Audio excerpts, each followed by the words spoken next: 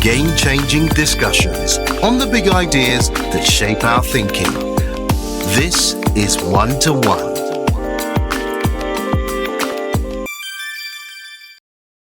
Hello, I'm Tokunbo Shitta-Bey. A quiet revolution is taking place in Nigeria's healthcare industry. From how we run and finance our hospitals, to how we train the next generation of doctors and nurses, to the role of technology, innovation, and policy in healthcare delivery.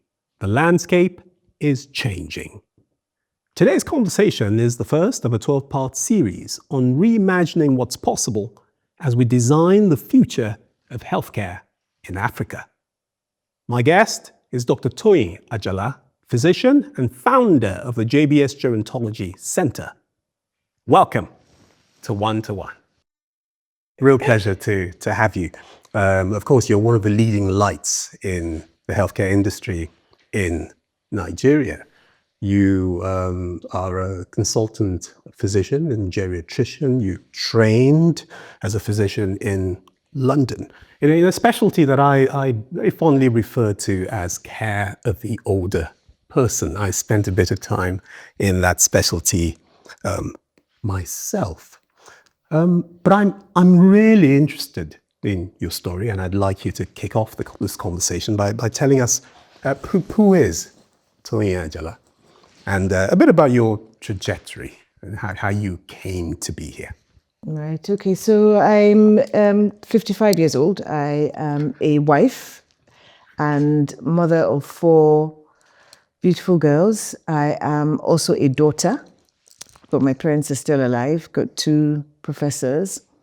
And I'm a sister and then a doctor, a geriatrician. I'm very proud of my geriatrician title. I am also a traveler. I love traveling. That is my passion. Been to 84 countries so far. I've seen the pictures. Yes, been to Antarctica. I had to do that 7th continent. So that's who I am. So Dr. Ajala, you trained as a physician, a geriatrician in London, and after 28 plus years working in the NHS, you made the decision to return to Nigeria. Mm-hmm. And what precisely informed that line of thinking? Okay, so I mean, at a certain point whilst I was doing my geriatric medicine training, it became clear, because I was getting calls from Nigeria at that point, from people, some of them were older than me, whose parents were now at that age where they needed help, medical help, care, and they just couldn't find anything really in Nigeria. There was nothing suitable at that time. This was about 2007. Right. And, you know, there was a day it just clicked, and I knew that once I finished my geriatric training, I wanted to come back to Nigeria to set up a healthcare service for the older age group. I just knew it. And from that point, it became a passion. And I remember I used to work on it every day. I'd sit down, I'd come back from work, or even whilst I was on call, if I wasn't busy, I'd have my laptop. I was writing out all the things that I'd need for this geriatric service, how I'd, what I'd need to set it up, the things, so I'd be asking questions. People needed care for their parents. People needed health care. It became a passion. And I actually, because I was putting pen to paper, and then I started making calls. I started talking to the people that I felt I needed around me to support me with this dream of coming to Nigeria to set up the healthcare system. And what I had at that time was total opposition from practically everybody around me. I went to my godparents, I went to my parents. My husband supported me at that point, but then, I have 4 children, and in 2007, my youngest was 2 years old. So I started coming to Nigeria, coming to make inquiries about what was actually available and what not. I had a few supporters, my big sister, Kemi Ashiru, she'd get in the car with me, we'd drive around looking for what was available. I didn't really know where to start. But the overall impression I got and the message I got from the people around me that I believed at that time I needed to support me in coming to set this up was not a positive one. It was like, look, this isn't going to work. In fact, I remember going to my godfather, and by the time I'd presented everything to him, I said, this is what I want to do. Within the next 2 years, I want to come back to Nigeria and set this up. He actually wrote me, it was like a 2-page disclaimer about why it wasn't going to work. I had people say things like, oh gosh, who looks after their elderly people? I mean, who spends money on elderly people? That sort of thing. So after about 18 months of going back and forth, trying to get support for this, as soon as I finish my training, I want to hit the ground running. I just thought, you know what, let me just pack this in and just stay back in the UK and do my NHS work and travel the world, I mean, that's what I thought. And that's what I did for a while. I packed it in, I forgot about it and just started, working in the NHS and traveling the world, basically, until 2017. So 10 years later, I got a call from a friend. Her mom wasn't well. It was actually her brother that called me. Her mom wasn't well. In fact, they needed a lot of help. And at that point, so I know I skipped to 2017, but in 2011, I came to Nigeria for 6 months. I worked at Reddington Hospital. I was going back and forth as a consultant physician. That's when you and I met. That's when we met, yes. And so I had some contacts. So I was like, okay, fine. I don't work in Nigeria, but let me see what I can do to help. So I reached out to my contacts, and we tried, we went in and tried to help this woman. She passed away.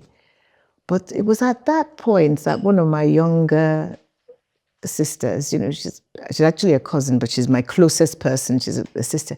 She called me and said, look, Toyin, you remember all these years ago, you had this dream. You wanted to set up this service. Aren't you going to do it? Because for her, seeing me doing that, it was just one person. For her, it was a wake-up call as well, as in, aren't you going to ever do that? Because you were so passionate about it and, all of that. And this was 2017. And I was like, well, I mean, I still at that point felt I needed help. I needed someone to help me. And I was like, she's a lawyer, by the way. And I was like, well, if you help me, sure, we'll do it. And she was like, yes, I'll help you. So I had another mindset shift and went back into, okay, can do this mode. Brushed up, and I had actually kept all my write-ups and everything that was on my computer. Just brushed it up, and we sat down, myself and 2 younger cousins, Fumi and Obehi, and said, okay, what do we need to get this done? I had a couple of mentors. I spoke to a couple of people who said, if you are going to do this, I would support you. One of them was Shegu Abudu. And said to me, Toyin, that would be brilliant. If you do it, it'll be brilliant. We need that sort of thing. And then Abibola Mitoye, he had a hospital. He has hospitals and hotels. And I was like, so he gave me some pointers. And they said, okay, let me do the research. Let's work on it. 6 months, see what we can do. Let's set this up. So we started working, doing the research. Employed a doctor, employed a nurse. May 2018, I said, I'm good to go. I can launch out with my healthcare service. Seriously. I thought we knew everything. I was like, I know everything there is to know to set up this service. I knew nothing. I thought I knew, but I put it out, and I remember I just said, that time, so social media, by that time, because I was a traveler, so I had a following on social media because I was a traveler. So I had a following, and I thought, this would be interesting. Let me just put it out. So I just put it out and said, this is my story. I'm a geriatrician. I've got a passion for this. I've wanted to do this for many years. And here I am. I'm a consultant geriatrician. And I'm in Nigeria now with a healthcare service. Okay, let's see what happens. And I honestly thought that I'd put it out and I'd have to wait for months or, nothing would happen. As soon as I put it out, I remember I prayed. I was so afraid. I was like, what am I doing exactly? What do I have set up? It's just me, a nurse and a doctor. And I'm putting it out that I have a service, but I did. So I wrote up my story, Facebook, And I said, here we are. I had a name. I had a name. I had a lawyer.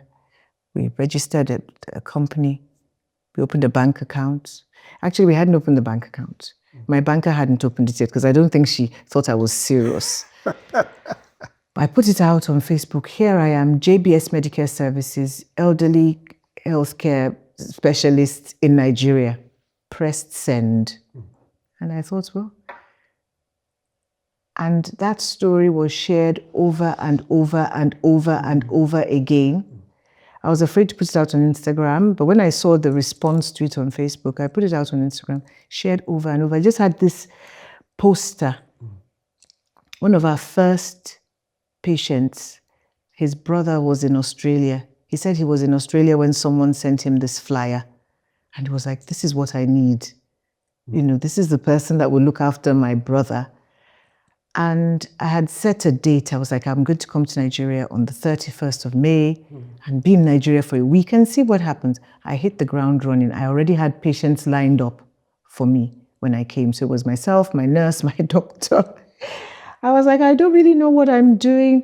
And just started. So that was how I set up the service, and that was how it started in 2018. So at that time, I was still actively working in the NHS. So I'd come back and I was back and forth. And then, you know, with the service, you know, we started with a nurse doctor. It became very clear that we needed to have a carer service as well, because people needed carers. Sure. We were not sure how to get it done, but I believe very much in just do it first. Do it and then we'll learn. That's always been me in a way. Even with baking, there was a time when I started baking and making cakes. I know how to bake, right? But I don't know anything else, but just start. So we started with that and then had to have physios and then got an occupational therapist. And that's how we built the service. And that's how we built it. And we just got busier and busier. And I got to a point where I had to be coming to Nigeria because I thought I'd be coming like maybe once every 3 weeks. I had to be coming like once every 4 weeks to Nigeria. You know, because the patients would be lined up for me. People were coming from out of town, Ilorin, Port Harcourt, Abuja, to see me. I wasn't really sure how the word was getting around, but that's how we started. That's how we started that service. You know, 2020, COVID hit. I couldn't come to Nigeria. At that point, I knew nothing about video calls and all, but then that was another evolution for the service, because then it became clear that I didn't even really need to be physically present to see patients. So that was another step up. So we started using video calling, and that helped me. And then all those patients that used to come from Akwa Ibom and Ilorin and co, I was able to learn from COVID that the way to do it was to actually have a team in different parts of the country. Just have teams. A doctor, nurse, and the teams would find the other team members as needed, I found. And I'd join them on a video call, and that's how we started looking after our patients.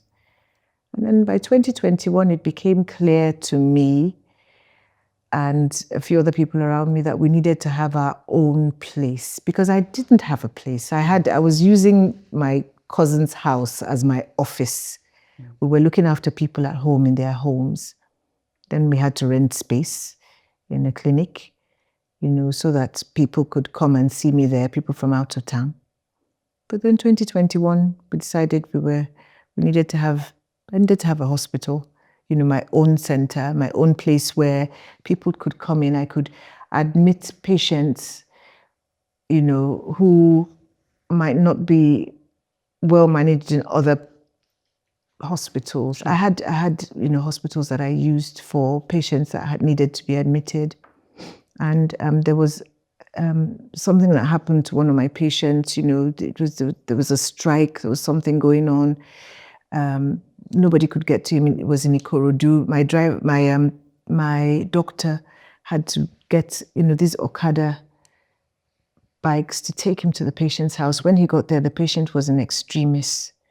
And it was really tough getting him admitted to a hospital. He died eventually in an ambulance. And it was at that point I felt if I had my own hospital, I'd take him, even if he was going to die, he'd come to me, you know, and then we'd give him a dignified end, and, you know, we'd make sure that he's well looked after, etc. So that's how the idea for JBS Gerontology Centre came.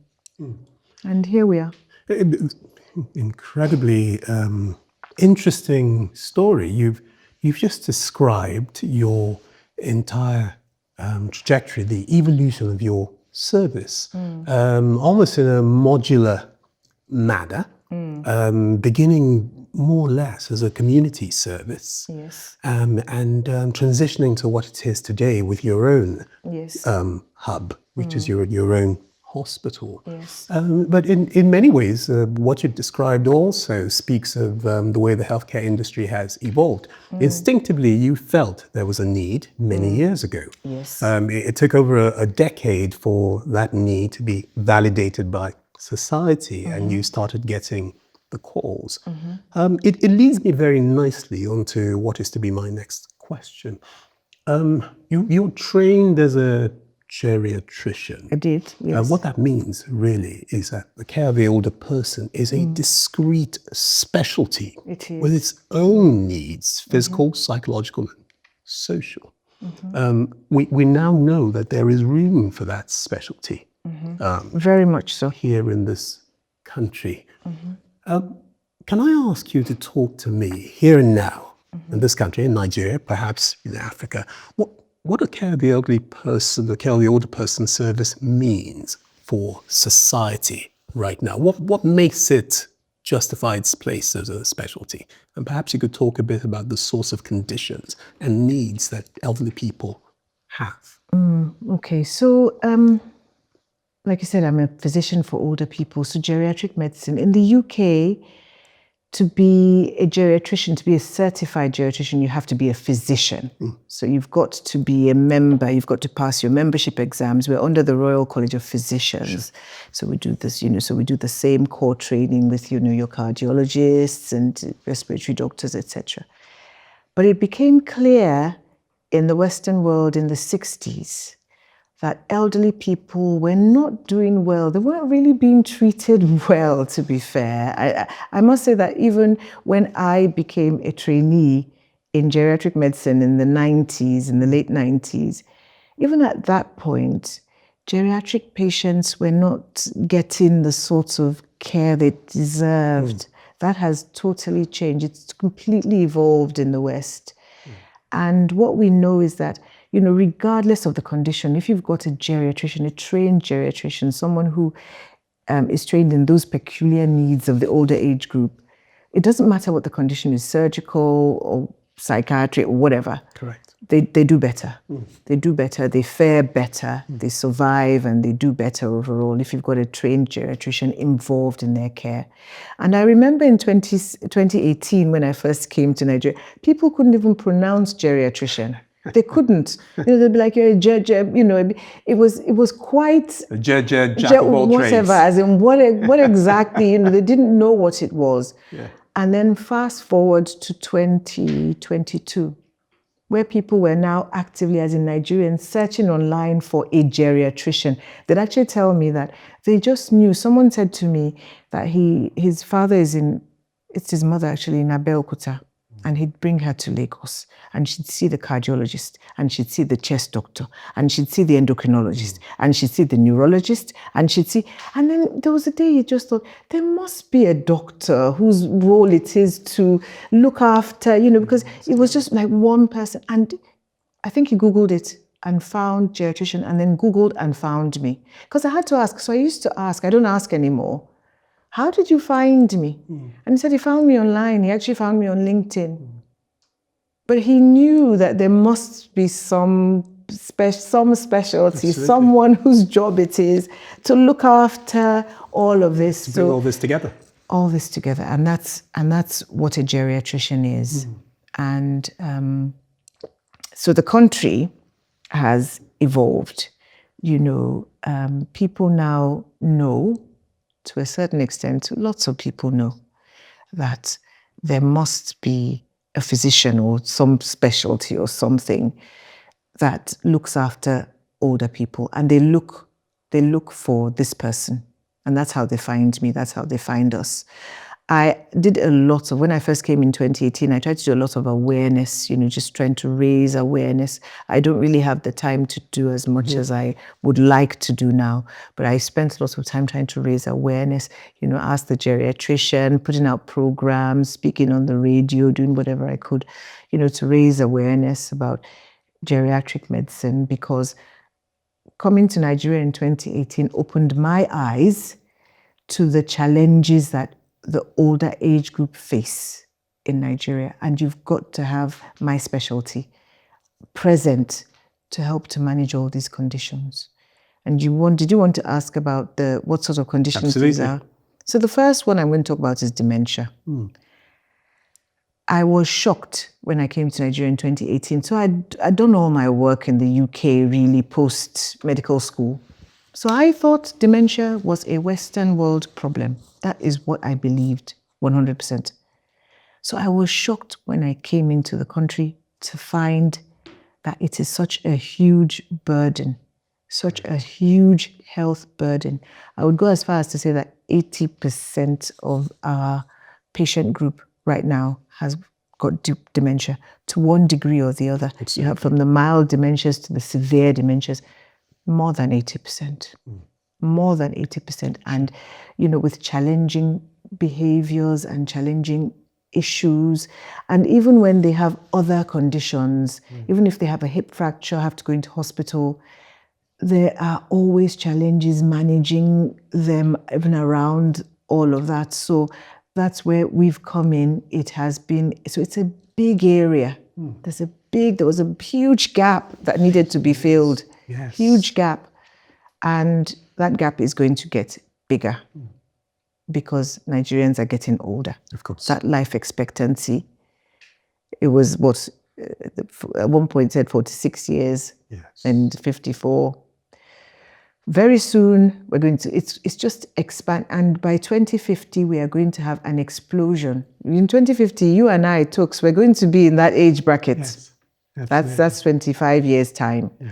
We're going to be in that age bracket. Our generation is aging better than our parents' generation and living longer. Nigerians are living longer.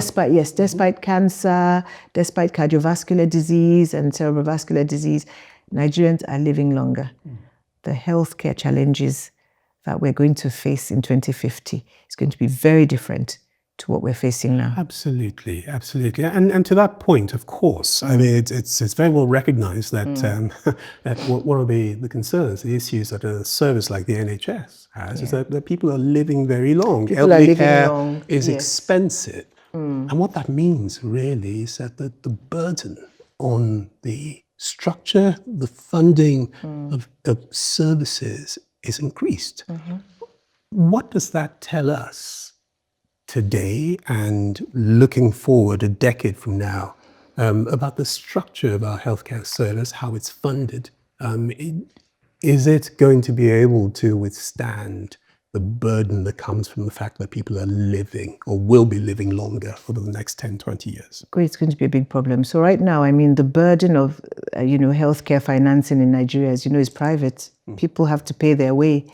The government they've tried to launch, insurance schemes, etc., but they don't really cover the cost of the healthcare, especially for old people in any hospital. If you go to any hospital anywhere in the world, the majority of the people whose healthcare costs are high, heavy, they're the older age group. It's the geriatric age group because they're the ones who actually need healthcare services. It's almost inevitable that when you get to a certain age, you're going to need to see a doctor. And you're going to need to spend money on hospital stays, etc. In Nigeria, at this point, there isn't that facility. There isn't that, nobody's actually made space. The government hasn't, at this point, I don't know whether they can actually afford to cater to the healthcare needs of the elderly population. They can't. Public services are not funded to the degree that they ought to be. No. And so that's going to be a problem. And even when you look at the insurance schemes, not many insurance schemes want to cover elderly people. It's inevitable that an old person would need healthcare. Yes. So not many insurance schemes cover. So if you're over the age of 79, you're kind of scuppered, unless you've got the money or you've got, we've got a charity arm, we've got a foundation. Because, once you announce yourself as a geriatrician in a third world country, of course, you're going to be inundated with people saying, oh, there's this person down the road who is ill. And it became very clear that we needed a foundation, a charitable arm that would help us to look after the underprivileged elderly. So, we have that arm. But even with that, we depend on the people who have got the funds, who can pay for their healthcare, so that we can take some of that and look after the underprivileged elderly people, which is what we do. Absolutely. So either which way, it's a huge burden on families.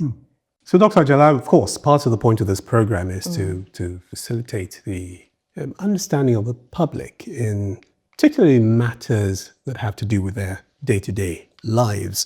You've talked about your original impression before you came into Nigeria and started this work, that perhaps Alzheimer's was a disease of the West. Or dementia, you said. Yes, and there's a distinction between the two. Alzheimer's may be, but quite a lot of the dementia we're talking about we can talk about that dementia, because exactly. So that's what I found. Precisely. The majority, the majority of the dementias that we have in Nigeria is vascular. It's vascular. I think I have 2 patients out of over 1,000 who have got Alzheimer's that we can categorically say have got Alzheimer's dementia. We've got a couple that have got frontotemporal dementia, but the vast majority, a couple have got Lewy body dementia. Vast majority is vascular. And where's that coming from? Where's that vascular dementia coming from? It speaks of an underlying burden of cardiovascular disease, and that's pretty much it. So we are actually in a good position as a community, as a society, to reduce that burden of dementia by tackling vascular risk factors. Absolutely. So that is something that we have to actively promote. We have to. When we talk about preventing dementia, because we need to do better at our age group. Like I said, by 2025, we'll be there. I'm 55, right? So I'll be 80. Oh my gosh, I can't believe it, 80. So 55, you don't look a day over 18. Well, thank you. You're brownie points all the way. So we've got to tighten up on our vascular risk factors. Hypertension, high cholesterol, diabetes, stress management. Stress management is key. That lifestyle, exercise. Sure. I work out every day. I work out every day, and I'm not doing it because I want to keep my weight down. I do it because of my brain. More brain than my heart or anything else. It's because of my brain. Because, physical exercise, that is proven beyond all doubt to reduce your risk of developing dementia. More than 30%, 30 to 40%. Absolutely. If you work out 3 times a week, that reduces your risk of developing dementia. But for us, because, but even with Alzheimer's, there is a link to vascular risk factors, even with Alzheimer's dementia. That's not predominantly what we have in this country, in this society. We have vascular dementia. So when you do the scanning, when you scan the brain, when you do, detailed testing, you just see that quite a lot of people did not, over those years, manage those vascular risk factors. The diabetes, the high cholesterol, hypertension. Yeah. So it's very important for us as a community to tighten up, we've got to educate people. People just need to know that is one of the main things they need to do. Tighten up on, those vascular risk factors. Make sure the blood pressure is well controlled, cholesterol's down, diabetes well controlled, and stress management, So that's super important for us. Absolutely. Yeah. And so we've just been talking about, when we've spoken about the plethora of conditions, physical, psychological, otherwise, to which elderly people are subject. We've also discussed the importance of dementia as a part of that entire picture. But of course, there are other conditions and other things to which they are susceptible. And the elderly people fall. Yes, the elderly people Can you fall. talk to me a bit about that and the prevalence of that and how big a problem that is in this society? Right. So, one of the things as a geriatrician, people will come in and one of the things that they say is, oh, my mom or my dad was absolutely fine until they had this fall. And none of this happened until they had this fall. And a fall for an elderly person is a life-changing, for many people, is a life-changing event. The loss of confidence. Loss of confidence, there's a fear of falling. People, so we have the saying in geriatric medicine, fallers fall. So we try and prevent people from falling. Sometimes it's not that easy to prevent falls. There are all sorts of things around falling. So, you try and prevent falls. So when people come into my geriatric clinic, for instance, I would say to them, I look at their footwear, like, oh, no. Falls risk here. Lots of people have over the years, they've lost muscle mass, they've had a stroke. I'm talking about strokes. That's another thing I found. One thing I found in this environment, this society, if you can prevent a stroke, you tend to, people age well or age much better if they have avoided having a stroke over that course of their lives. And, in this environment, by the time you scan many people, do MRIs at 65, you see that people have actually had silent strokes. They didn't know about it. They've got small vessel disease. So if you can prevent a stroke, you are going to prevent lots of falls. You are going to prevent lots of frailty. You're going to prevent, the sarcopenia, that muscle loss, and, you're going to prevent dementia. Vascular strokes, dementia. yes, because that's, like I said, vascular dementia is 80% or more. I'd go as far as say 90% of the dementias are vascular. Yeah.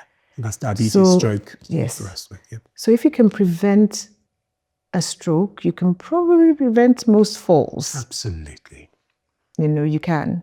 And you can prevent most, should I say, dementias. Yeah. So it all still ties back to the vascular risk factors. It will be very unusual for someone who doesn't have any damage to the brain at all. No damage, no visual impairment, no balance issue, to have a fall. I mean, to have a fall, if you've got an intact brain, you must be doing something particularly risky. Maybe, deciding to paint your roof or something like that. But most people that fall and, nobody knows how they fell, when you scan their brains, you see that they've had a degree of, vascular damage to the brain. Yes. A while back, yeah. Absolutely. So that's the tie-in, of course, between the cardiovascular disease, risk factors, the diabetes, the strokes, all part of that, Yes. and the vascular dementia. And the falls. And the falls, absolutely. And very important in preventing elderly people from falling. Once they fall once, they can fall recurrently. Once they fall once, they can fall recurrently. And some people fall once, they fall, they bang their heads, they have a bleeding to the brain, and then they just keep falling. Absolutely. Absolutely. But let's talk a bit about what follows a fall, and perhaps some of the other things that can become apparent after that. But a fall means perhaps a hip fracture, perhaps reveals some underlying osteoporosis. It seems to open up a can of worms. So Yes. someone actually told me yesterday, my mom was okay until she had this fall. Yeah. I hear it all the time, not just here in Nigeria, in the UK Absolutely. as well. They'll be like, and then people are just so shocked with the decline that comes, because that person has been holding themselves together. They've opened up a Pandora's box. And then all of a sudden they have a fall, they're on the floor. And then God forbid everyone thought they were fine. So they don't have a caregiver. They're on the floor for hours. They don't know how to get up off that floor. They're on the floor for hours. They develop a wound or they get an infection and presto, heart failure and all sorts of things, delirium. And then that person goes from seemingly being on this level to just being down here. And then we now have to start working to get that person back. We almost never get someone back after a fall to where they were before. There's almost always a gap. So if they were functioning at this level, let's say, but if unfortunately they were functioning at this level and have a fall, and we might get them back, but you know. So talking about the fact that elderly people fall, they're on the floor, other things develop, it begs the question, really, very important question, concerning how elderly people live where they live. Do they live alone? Do they live with people? And what are we finding in our society? All of healthcare is grounded in a psychological and social context. Culture is changing. Do you find that the fact that more and more of our elderly people are living at home is perhaps related somehow to the degree, the extent of some of these problems you're finding? I wouldn't say so. Because, I mean, even in the UK where you have lots of people in care institutions, people fall. They fall in that institution, you know, so you can fall anywhere as long as there's been some damage to the brain. So right now in Nigeria, I mean, we've had lots of care homes open up over the past 10 years. Over the past 10 years, there are lots of care homes, and slowly but surely I am seeing that move, because, you know, we talk about reverse medical tourism, people coming from abroad to Nigeria. I have seen people bring their elderly parents, Of course, who were in Canada and the US and in the UK back to Nigeria. You know, when they get to a certain age and they developed some degree of frailty or they have dementia, and they bring them back to Nigeria because it is becoming increasingly difficult for the family. So even people in the US and in the UK putting their parents into institutions, care homes, it's not, even with that, it's not culturally, it's not a cultural norm. yes. It's happening, but it's not the norm. It's almost not culturally appropriate. Yes, it's not culturally appropriate. But I mean, people do, you know, just don't have a choice, and they do it. Society's changing. It's changing because, you know, young people have to work. They have to go out to work. You know, everyone has to find a life. The economy is not that great, you know. So, well, I'm hopefully it's getting better. I don't know, but yes. So culturally, people are at home, being managed at home. And what I'm finding is that sometimes people come into the hospital. They didn't have a carer, they didn't have a care structure in place. They're being looked after by their children, etc. And then, but by the time they're leaving hospital, it has become very clear that they do have to have a care structure in place, and they're leaving hospital with a care structure in place. Yes, because they need it. Yeah. You know, God forbid someone falls at home and is on the floor. It's happened. It's happened to people, you know, where they have to break the door down because everyone thought they were fine. But apparently they were not fine. Yeah. You know, things had happened. Nobody was aware of it. On the surface, it looked like they were okay, but then fall at home, long lie on the floor, and they can't ever get back to that, the previous level of function that they were in. Yeah. So, I mean... Okay. Yeah, so we do have to broaden our understanding, really, of what healthcare is beyond the hospital-centric appreciation or understanding.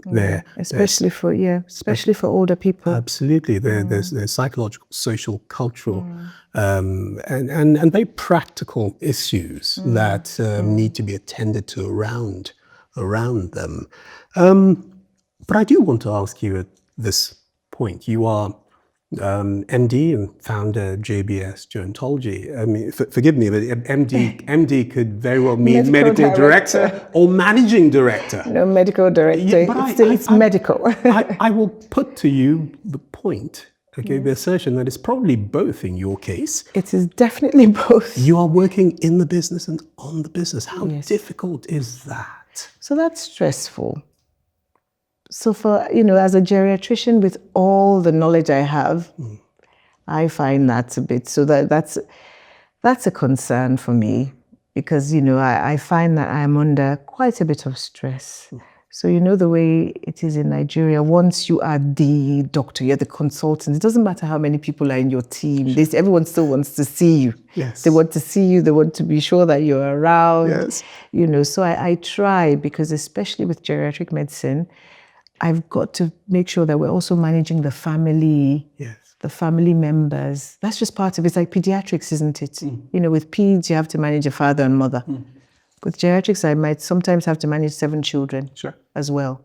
As well as sisters, brothers, nephews, nieces. So we've got to manage that. And, you know, I have to work on getting someone to, I saw, you know, somewhere about AI. So I have a patient who's into the AI industry, and we're working on cloning me. Okay, that's interesting. Okay, well, tell me a bit more about that. I don't know. You know, she's like, look, we have to clone you because in terms of the medical management of the patient, I'm involved in practically every single decision that has to do with our patients, and we have a lot of patients. So I don't know whether that's just me as a person because I'm a bit OCD or what it is, but I just know that with the peculiarities of my patient group, I have to make sure that, you know, I'm the geriatrician, so I have to make sure that I'm inputting into it. Otherwise, they might as well be seeing a family physician. Absolutely. You know, so I have to do that. And then, especially with having the facility, with having the center and having a hospital and that. So since the hospital opened in February 2023, I think my stress levels have just kind of like hit the roof, you know. So yes. So, Dr. Ajala, we've talked about the prevalence of dementia in Nigeria, and the fact that much of this, of course, is vascular dementia, perhaps arising from the huge burden of cardiovascular risk, that iceberg of risk that exists in society. But I want us to take a bit of time to talk about some of the other forms of dementia, Alzheimer's. Quite famous individuals like Bruce Willis, Margaret Thatcher, Ronald Reagan.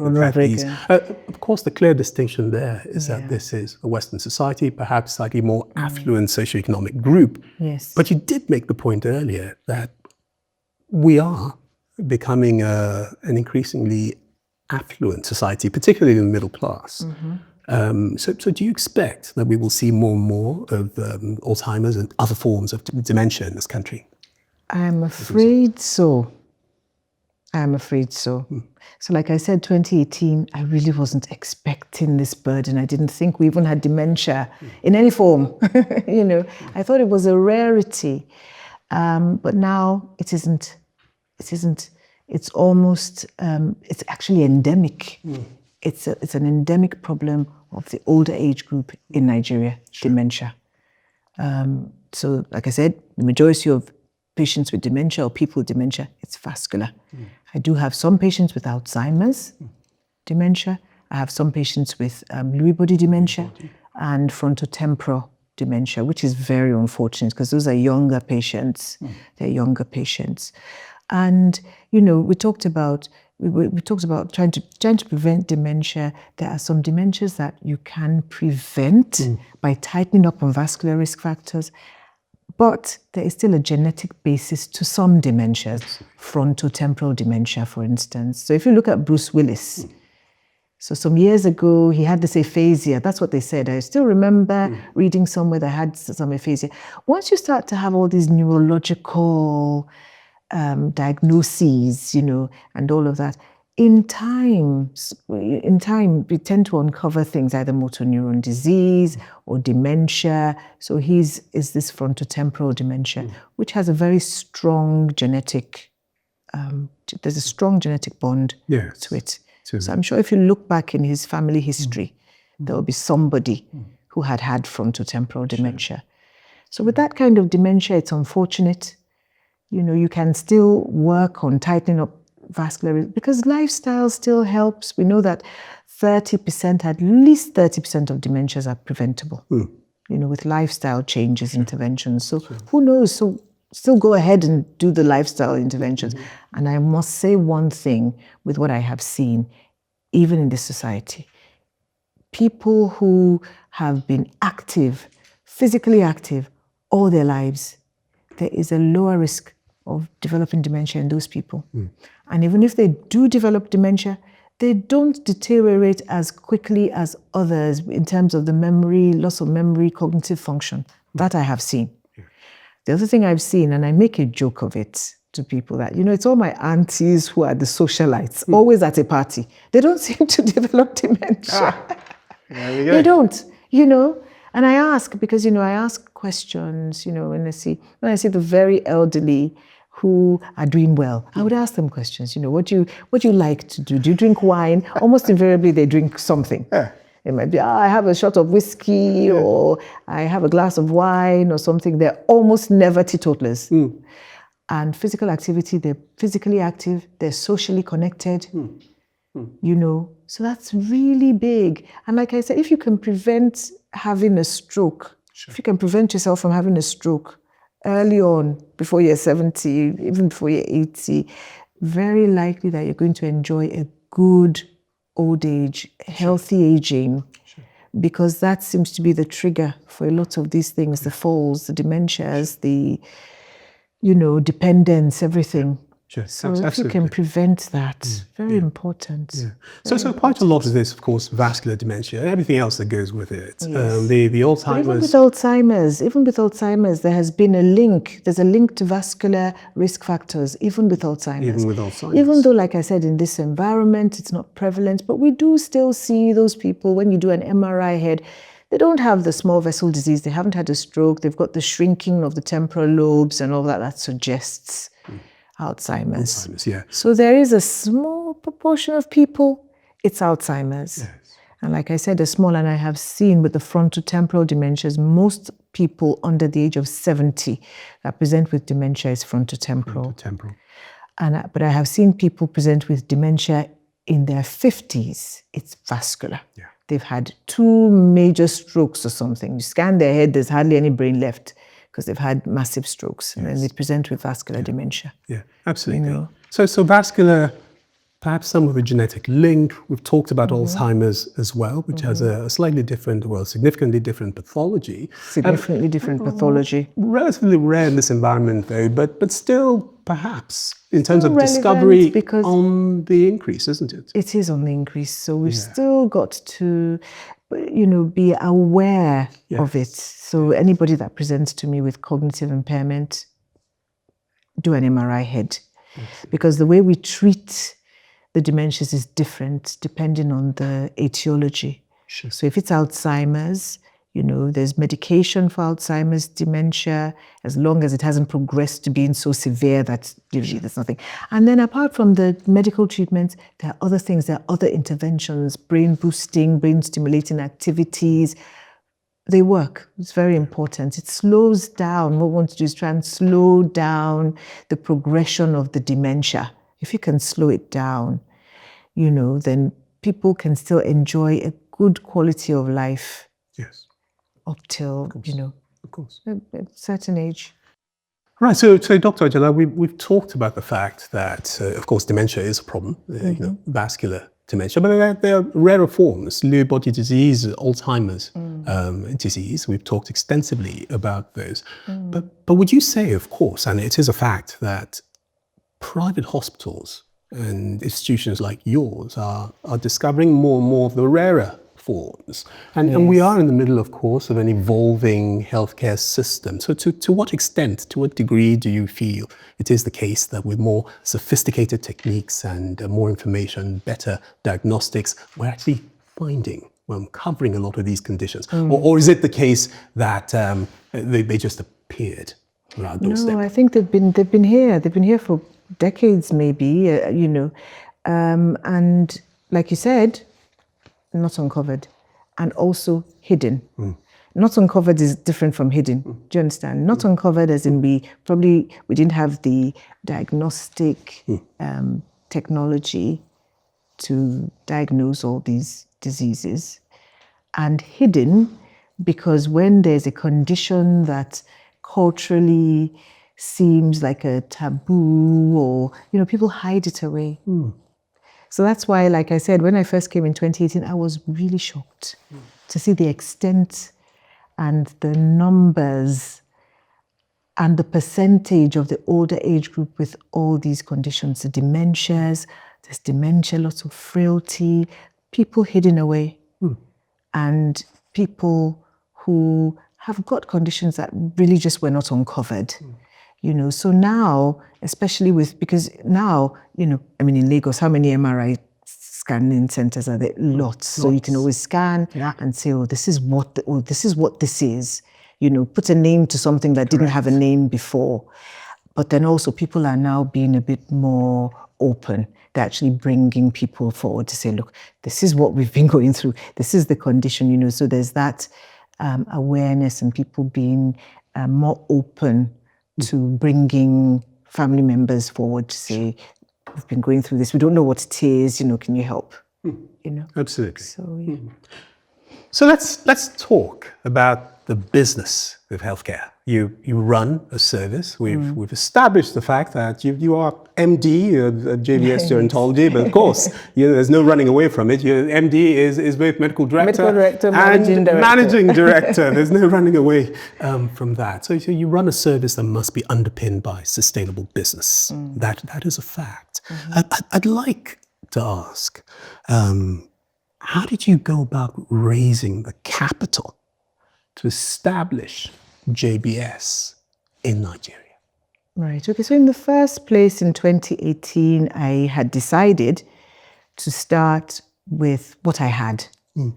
So I'm, as a person, that's who I am. So I'm the sort of person who I look at what I have. And I use what I have. The Bible actually says it's, so it's what's in your hand. So I look at what's in my hand, and that's where I start. So at that point, I decided, I wasn't going to go full on. I wasn't even sure what the market was like. I didn't know. All I knew was that I had the expertise and I had the desire to help, but I didn't know what the response would be. So I wasn't going to put down a huge amount of capital and invest that in something that was totally uncertain. I don't come from a business background. My parents are both in academia. Former minister of health actually told me, Toyin, you're not Akondes are academics, right? You're not entrepreneurial. And I said to him, maybe I'm a different Akonde then, So that was They're not travelers, are yes, well, we are. My parents are travelers. So that was where I was coming from, was from a purely, I knew nothing about business. I didn't know anything about setting up a healthcare service. So I had to start with what I had. So I set up in my cousin's house in Lekki, and her guest room was my office. And that was where we met and had meetings. And that was where we set out from, doing whatever we needed to do. And I used my funds to do everything that we needed to do at that point. It wasn't too much. So I didn't invest a lot of capital. So it was when the money coming in from the service started to pay for my coming down and started to pay for everything, I moved out and got rented a consulting room. So I was going stepwise. So when that got to the point where, yes, we had enough money, and I was also working in the UK. So I always say, and I say this, and I mean it, whenever I pray to God for money, I need money. He doesn't give me money, he gives me work. He just provides the work, and then I work. I'm a bit of a workaholic. So in the run-up to setting up the JBS Gerontology Centre, I was working my back off. I had the grace to do it without looking like I was shattered and still manage my family. And I more or less, I used my own money to, set up the centre. But we've come to a point now in terms of the business where I know that I need to step out beyond my comfort zone of being self-funded and, get some more money in so that we can be more impactful. So I'm at that point now, but up till now, it has been a self-funded business. So on to the statement you made earlier. The Akondes are academics, not business people, but they are travelers, as you reminded me. We had Modupe Odunsi on this program earlier, and it's interesting. You both share a particular pedigree. Both your fathers, professors. Yes, professors, illustrious, emeritus professors. And your both mothers professors. Absolutely, absolutely. And your illustrious father, Professor Oluwole Akonde, OON, is a distinguished emeritus professor in obstetrics and gynecology and pioneer provost and chief medical director of the University College Hospital Ibadan. You are beaming. I know how incredibly proud you are of your father. Everyone always says that when they talk about my dad, because he, growing up as a child, as his daughter, actually I did a write-up, I think for his 80th birthday, it was for his 80th birthday, and the title was, Are You Professor Akonde's Daughter? Because I remember getting to, first of all, medical school in UCH. I mean, I got away with murder because I was Professor Akonde's daughter. I mean, people would be like, you're Professor Akonde's daughter. I could get away. He had poured water forward, he'd laid the ground. He had so much goodwill. And then I got to the UK and I got the same response from people, you are Professor Akonde. No, it was, are you Professor Akonde's daughter? Because I work in my maiden name in the UK. And, so I'm so proud of him. I'm so proud of him. And he's proud of me now. So he tells me that, you're giving me, he tells me, you're giving me relevance. That's what he said to me the other day, because people call him when they are in dire straits, we need to speak to your daughter. So he's like a gateway now. He's one that gates who gets spoken to. Absolutely. And that is, and then he'll call me, this person's called, they want to speak to you, that person wants to speak to you, that person wants to speak to you. And I'm quite happy, I must say, to be in this position, because at the very beginning I wasn't sure how all this was going to play out. Sure. And that's interesting. And that is the circle of life, isn't it? He now gatekeeps for you. Yes. But of course, Professor Akonde has held significant international positions as well, including program director at the World Health Organization once upon a time. And as you've said, he's been a mentor and a support to so many. Yeah, but lest we forget, there is, of course, another Professor Akonde.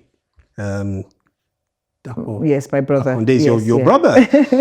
He's a professor of public international law at Oxford. Yes, very proud of him. Fellow of All Souls. Very proud. No less. Yes. Dr. Akonde was the first black professor to be honoured with a portrait at St. Peter's College in Oxford. And of course, no less, the UK's nominee to the International Court of Justice, the World Court next year.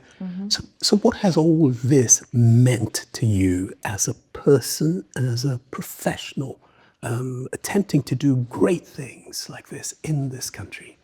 Well, for starts, the fact that both of them are very proud of me.